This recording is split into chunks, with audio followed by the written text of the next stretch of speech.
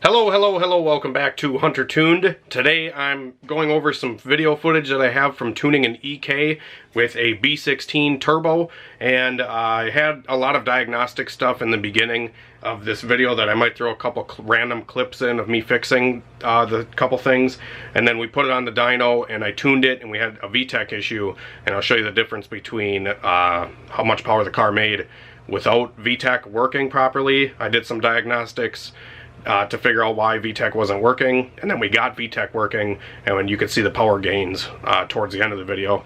And yeah, just figured I'd let you guys know what this video is about. Some of the footage that I have in the beginning of the video, the footage is kind of shitty because I was filming with my cell phone. I ended up forgetting my camera that day, and I guess you'll just have to deal with it. I'm sorry, but I feel like there's some good information in there, and hopefully you can get over the crappy footage on some of the cell phone clips that I took. So hopefully you enjoy the video. Leave a like if you guys enjoy, and be sure to be putting more videos out for you soon. Hello, welcome back to Hunter Tuned. Today I'm working on this EK coupe behind me with a B16 built by RC Auto Works down in Illinois, and it has a Rev9 turbo kit, and it's a B16A, like I said. It has a GSR intake manifold on it. And yeah, guy brought it to me to see if I can get it running for him because he hasn't been able to get the car started or running. Sorry, the heater just shut off. So got dropped off at my shop, and I came out here to kind of inspect things and see what's all going on with it.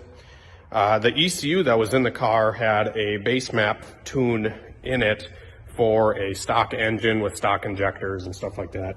So I pulled the ECU out, and I put in a tune for the flex style injectors on a stock map sensor, because this car has a set of Hunter tuned flex fuel injectors in it. And turned the key on, and we had a check engine light for the intake air temp sensor. So in the harness here, you can see that the intake air isn't plugged into anything, so that's definitely going to give us a check engine light. And there's also no Vtec plug wired in, so I have to wire the Vtec in, and I bypass the intake air temp sensor for now until I get a plug. Or we can maybe take like he's got the fan switch plug down here with the jumper wire to run the fan all the time. Could maybe take like the power steering switch plug in and wire it to the IAT, and then plug it into this OBD1 intake air temp sensor that's on the manifold. That's a possibility, but he wants to see if this thing's going to run, and then I'm going to talk to him afterwards to see what he wants to do from there, because like I said, he just dropped it off to like get it running, and this is a brand new engine. It's never ran before, so we're going to see if we can get it running. He also wanted me to double check the timing on the car, and it turns out that the timing is actually off by 2 teeth on the intake cam. So the crank is at top dead center right now, and you can see that this cam on this side, the arrow is actually up 2 teeth. So I'm going to proceed. I'm going to fix this timing, the cam timing, quick. I'm going to get some spark plugs in it because there is no spark plugs in this engine currently. And then this is also a brand new AEM fuel pressure regulator that I will have to check the base pressure and probably set. Usually whenever you get a fuel pressure regulator, you always have to set the pressure when you get them brand new and put them on. Also, these cam gears are adjustable, and they are not zeroed out. So I'm going to have to loosen these Allen head bolts and get these cams to 0 on both, and then I'm going to get the timing marks to all line up properly and then tension the belt. This is a stock camshaft engine from what I'm told, so these cams should be at 0.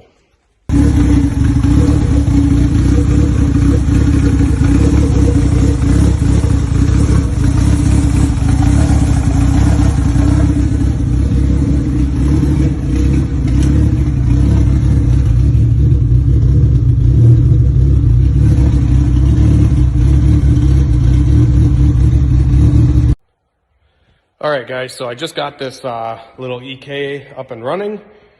Took no time at all. Hunter Tuned got her running, And yeah, I got the timing all set up here, and I zeroed those camshafts out down here. Sorry, I'm filming with my phone because I forgot my camera. And then I threw in a set of the BKR7E spark plugs that he supplied. I gapped them down to 18 thousandths. And on my base map, it is quite rich because the tune that was gonna run this car, that was actually set up for E85. And I think this car's on pump gas still. So I'm gonna pull some fuel out of the tune quick, just so it idles a little bit better. It was idling like 9.8 air fuel, so it's really rich. It's got 90 pounds of oil pressure, so that's really good. And we have a Vtec code. So I'm going to turn Vtec off on the tune, pull out some fuel, and see if we can get this thing to idle a little bit better, and actually, you know, let it run for a little bit. There is like a little bit of like squeaking coming from something. I don't know if that's maybe like the alternator or the alternator belt. I don't know if you guys had heard that or not. Also, this charge pipe is not hooked up down here, so maybe we'll hook that back up. And then obviously I didn't even check the base pressure. I should have checked actually before, but I'll check the base pressure once I get this new file loaded in. So I'm gonna go on here, fire up my laptop, it's also dead.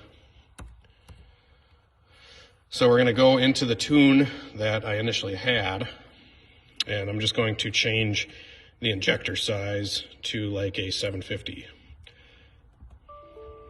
No, I don't want you to calculate nothing. So I'm gonna go to Vtec here, and we'll turn off Vtec. I don't know if we have Vtec codes on. Yeah, the Vtec codes are actually off. So I don't know why or what the code is for. Hopefully it's not like anything stupid. But we're just gonna try this quick first. And we'll see if it runs any better. And we'll probably check the engine light, see why that's on, because it's got a light for something. But I just turned Vtec off, so hopefully the light won't come back on. That would be ideal. But the Vtec codes were disabled, so I don't know why it came on. The only thing is maybe like he doesn't have coolant temp sensor plugged in, but that's plugged in and good. That's good. This thermostat housing ground right here has a lot of paint on it, so that's probably something you should clean off. IAT is disabled. But I don't even know if those features work in HTS. I don't even know, but let's try this file, and then we'll see what the base pressure is too. There's also no clutch pedal at all. It needs to be bled out, or the pedal needs adjustment or something. The battery's also super dead. Seems to be idling better.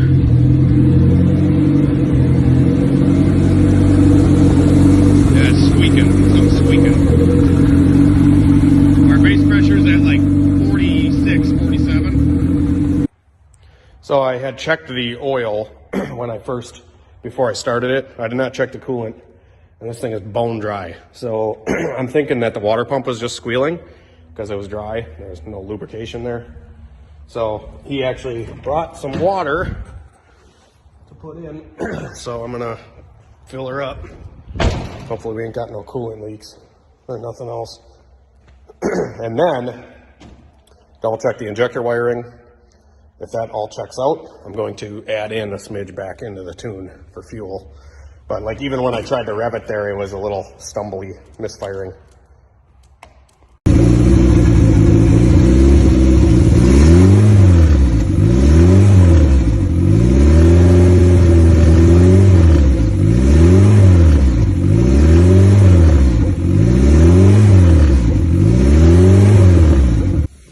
All right, let's jump this thing quick.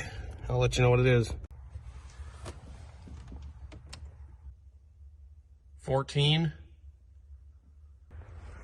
All right, so we have a code for the idle air control valve. So I'm going to see if it's plugged in, which it is, but we got to make sure that it's got a blue and black wire going to it. Which I also did double check the injectors, they were right. This is the one that was plugged into it. and this is a single wire. So that's not the right plug, plugged into the idle air control. So let's see if there's another one laying down here. That looks like speed sensor. Right here, not plugged in. There's the idle, maybe. Trying to find what's laying under here for parts. Okay, so this green and black might be the idle air. It might be the power steering switch. But it's got the oil pressure sensor plugged into it, which is the one that was plugged into the idle air. Because the single wire is for the pressure switch, or the dummy light for the oil pressure. So I found the idle air control plug sitting up here by the map sensor. Usually the idle air is going to have a blue wire. So this is definitely the one we need to plug in down under here. We'll get that plugged in and see if this thing idles a little better, because currently it doesn't want to idle. And the air fuel is all over the place. So I'm going to plug that in and we'll try again.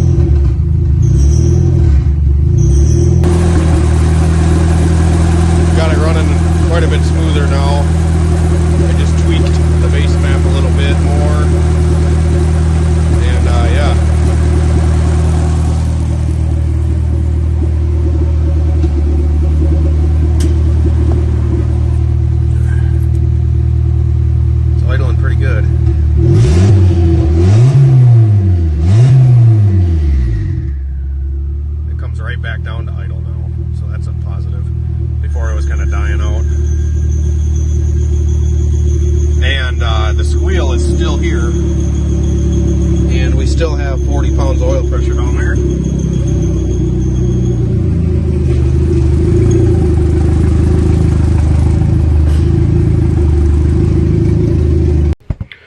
Alright guys, so I got the car up and running. I did a couple heat cycles with it. I changed the oil. You know, I just fixed a bunch of wiring issues with it and some other little things that I ended up fixing with the car, and then I got it on the dyno, and I ended up making the last video with HTS, how to tune or get started with HTS. I did with this car, and then I got it on the dyno, and where the last video left off is where this is going to start again, back up right here. So I got the car up and running, fixed all the issues, and now we're on the dyno after the motor got a couple heat cycles in it, and we're going to continue tuning now. Alright guys, so I got the EK on the dyno. HTS is all working. I'm still having some issues with the logging kind of kicking me in and out, and the software freezing when I try to close it. But other than that, it's working, and we got this thing up and running on the dyno. Everything seems to be doing pretty good so far, other than the little coolant leak that it's still just seeping a little bit out of that bolt. So I did do a baseline run and made 176 horsepower. It's very rich, like 820 air fuel, super fat. Like it was misfiring, it was so rich. So I just pulled out some fuel, and I'm gonna give it another pull right now and see if we can clean this up a little bit.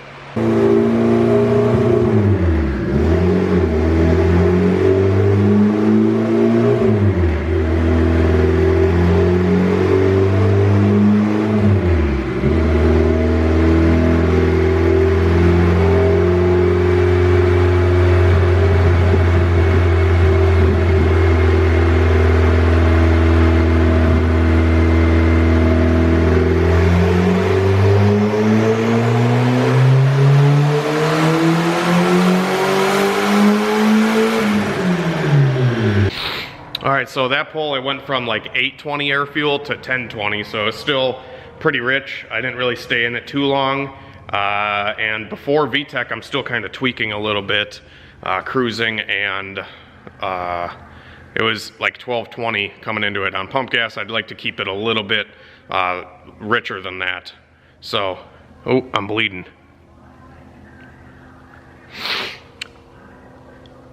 I always get these fucking zits in the corner of my nose. They're super annoying. Anyways, we did make 210 horsepower that time, and I expect to improve on this even more.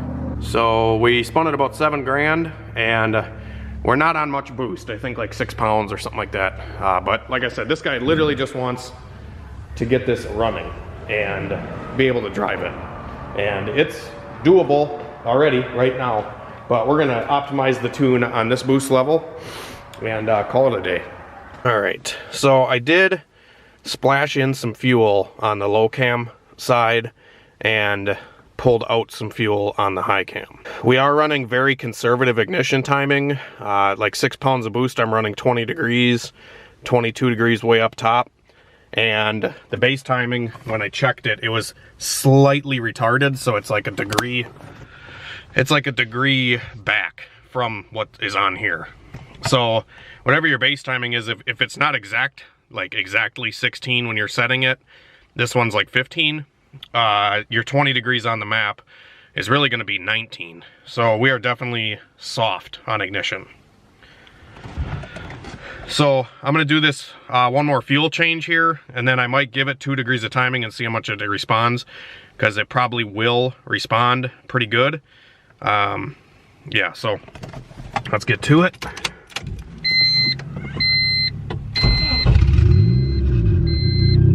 But it runs pretty good. Fire this logger up here.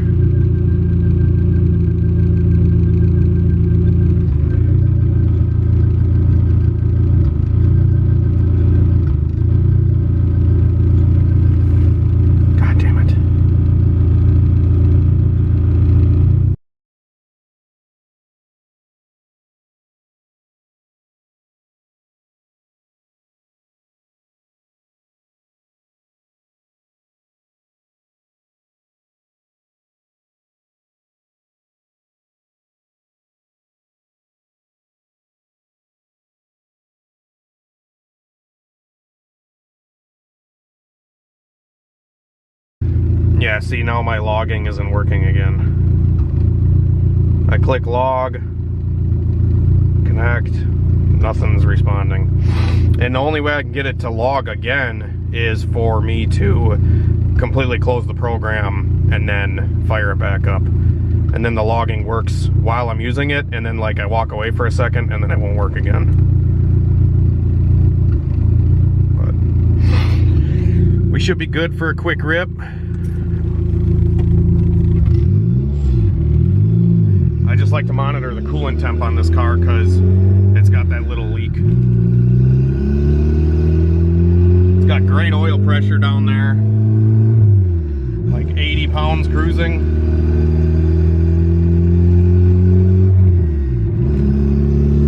Gonna start the log on the dyno here.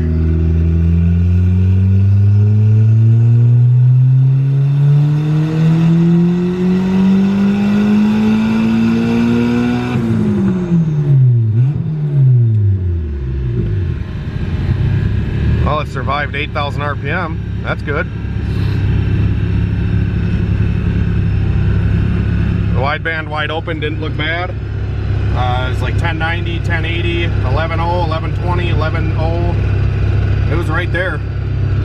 And to be completely honest, on this setup being a brand new motor, I'm probably gonna keep it rich.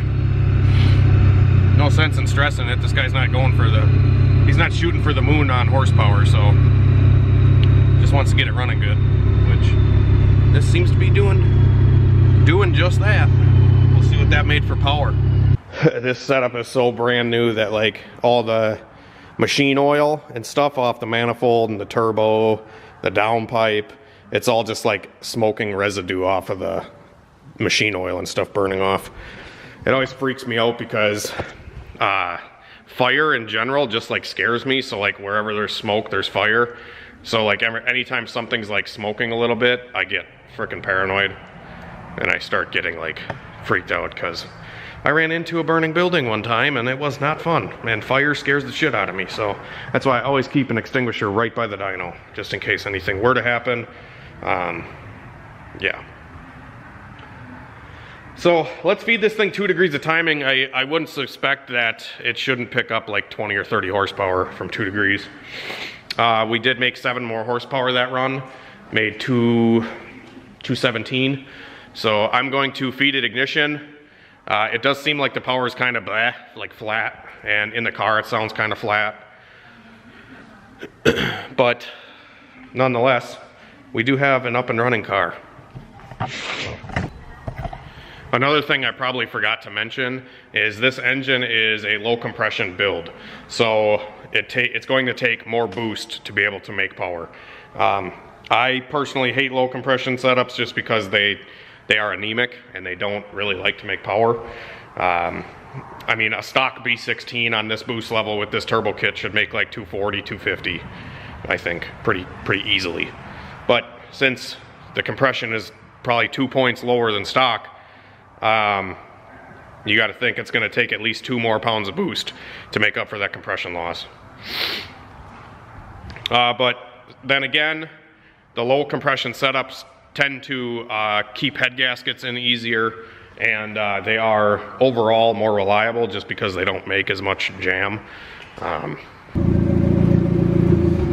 Alright guys, added 2 degrees on the Vtec side. Let's see what it does.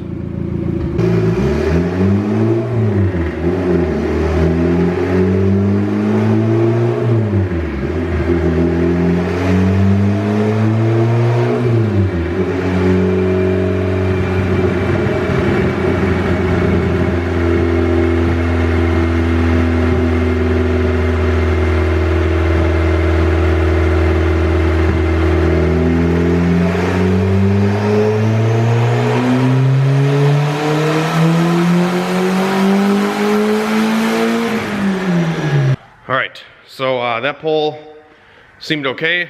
Let's see what she did. It didn't really respond to timing much at all.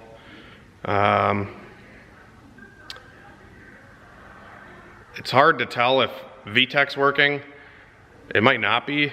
It's making 7.4 pounds of boost, and it's making 218 horsepower, and I put 2 degrees in it, and it doesn't seem to care.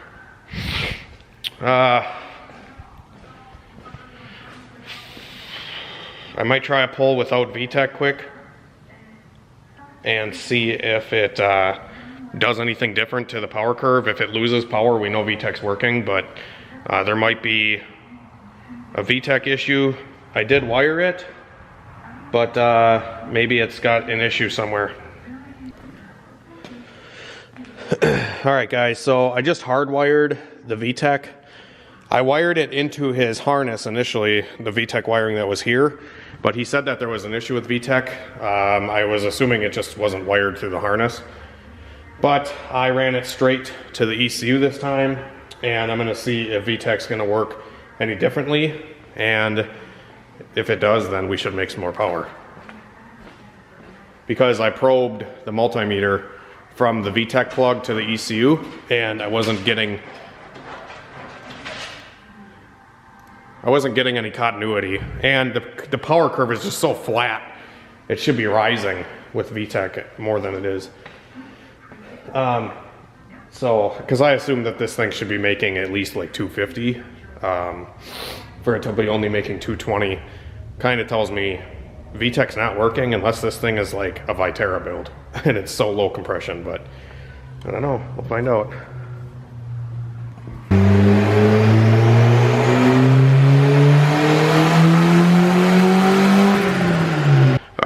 So next I'm actually going to go on HTS, and I'm going to hopefully, if it has the test output, I'm going to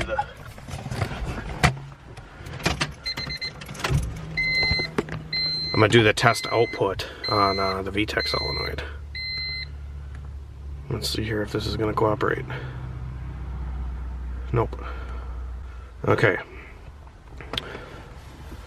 This is kind of why I've been doing what I've been doing with burning chips and whatever, because this stuff is just kind of a headache. Doesn't ever seem to work right. And this is on my brand new laptop, and everything like that. Brand new software. And I can't seem to close the program unless I open my task manager and force it closed. So we'll connect to the emulator again. I'll go to here. Now we're logging again. Okay, oh, that's working. We'll go to tools. I don't think I can test a Vtec solenoid. So we're just gonna do a dyno pull and see if Vtec's working now. Because I wired it straight to the solenoid and got rid of the plug. Because the plug sometimes will cause an issue with the connection, and it was all corroded and stuff, so I just ran the wire straight into the solenoid and bypassed the electrical plug. This shifter's so tight it's hard to find gears.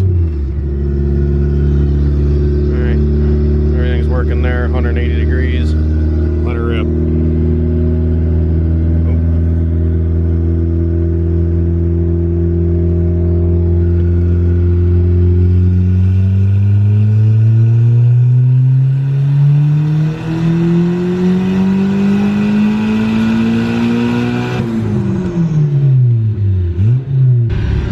Better.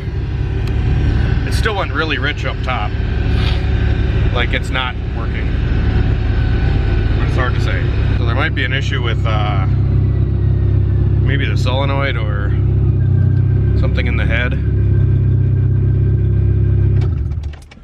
We'll see if that made any more power. Nope. Wow, that sucks.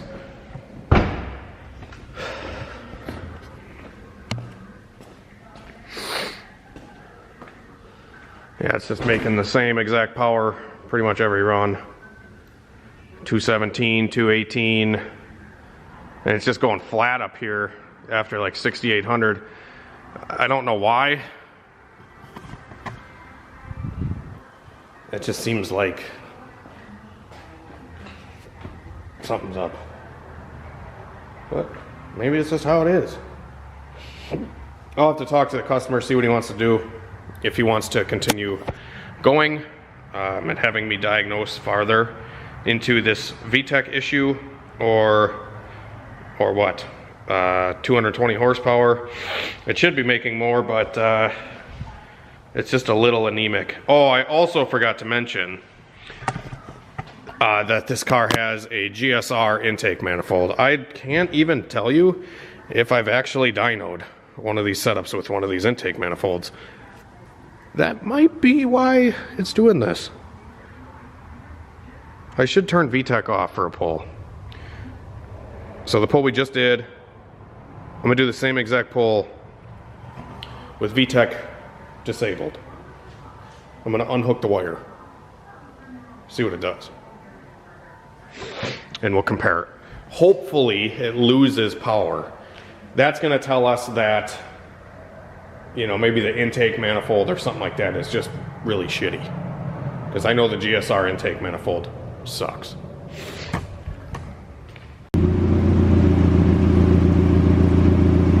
Look at that, guys. We made 261 horsepower. I changed the ECU because I kind of maybe thought that the ECU Vtec didn't work.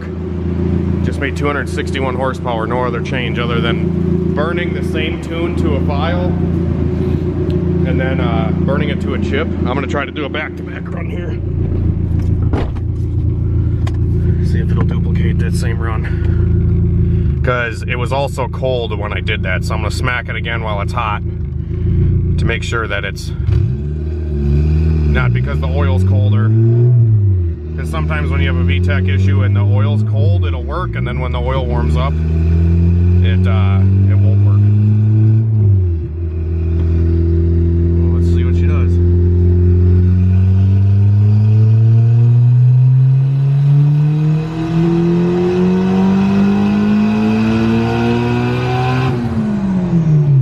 Oh yeah, she's jamming now. And now I'm gonna have to tune it again because, as you guys saw, right when Vtec hit, it went like 9.8 air fuel. So I'll have to pull some fuel out right when Vtec hits. But now Vtec's working, so problem solved. So ended up getting this thing working. I think we ended up 270 horsepower or something after I tuned it a little bit more. At this point I was just a little frustrated from doing all the diagnosing, and it was an issue that could have been resolved, and I ended up not charging the customer for any of this diagnostic time because it was kind of my fault, because I was using the ECU that I got with the HTS, the Snake EMU, and Vtec wasn't working on that ECU. So it was kind of my fault. I should have just used his ECU the whole time, or had a reliable working Vtec ECU of my own to tune it with. But like I said, I've been doing the chip burning thing for a long time, you know, just taking the chip in and out and using whatever they have, and that's been working for me. But now I know I'll just have to get a Vtec ECU with that Snake EMU to hopefully have the logging and everything work. But yeah, car ended up making way more power when Vtec started working, like 40 horsepower more from the working Vtec. So hopefully you guys made it all the way to the end of this video. I know it's kind of all over the place and scattered and probably shittily edited and filmed, but better than nothing, you know? More videos to come soon. I have a lot of plans on the Integra I'm doing right now. Some more tuning coming. Yeah. Have a great night and a better tomorrow. We'll see you later.